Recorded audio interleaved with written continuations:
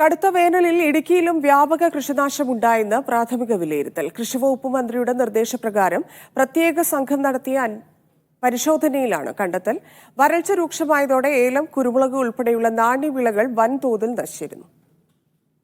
ജില്ലയിലെ 2000 ഹെക്ടർ സ്ഥലത്തായി 40 കോടിയുടെ കൃഷിനാശമുണ്ടായെന്നാണ് കണക്ക്. 12,000-ഓളം കർഷകരും പ്രതിസന്ധിയിലായി. ഏലം കൃഷി കൂടുതലുള്ള നെടുങ്കണ്ടം ബ്ലോക്കിലാണ് കൂടുതൽ വിളനാശമുണ്ടായത്.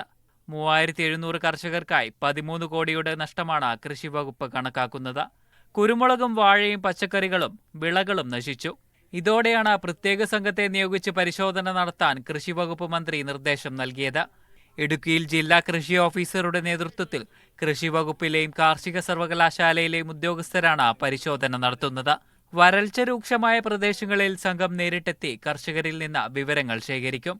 മുമ്പെങ്ങുമില്ലാത്ത വിധം കനത്ത നാശമാണ് ഇത്തവണയുണ്ടായതെന്നാണ് സംഘത്തിന്റെ വിലയിരുത്തൽ. നമ്മുടെ ഏലത്തിന് വേണ്ട താപനില എന്ന് പറയുന്നത് 18 മുതൽ 26 അറ്റ്മോസ്ഫിയറിക് ടെമ്പറേച്ചറും പിന്നെ ഒരു 32 മുതൽ 36 വരെയൊക്കെ നമുക്ക് ഇതിൻ്റെ സോയിൽ ടെമ്പറേച്ചറും വരാൻ പാടുള്ളൂ.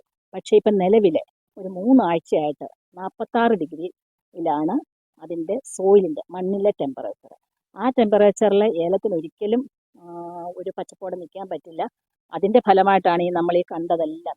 ഓരോ പഞ്ചായത്തിലെയും നാശനഷ്ടം കൃഷിഭവന്റെ നേതൃത്വത്തിൽ വിലയിരുത്തും. ഈ ആഴ്ച തന്നെ കൃഷിമന്ത്രിക്ക് റിപ്പോർട്ട് സമർപ്പിക്കാനാണ് സംഘത്തിന്റെ തീരുമാനം. മീഡിയ 1 ഇടുക്കി.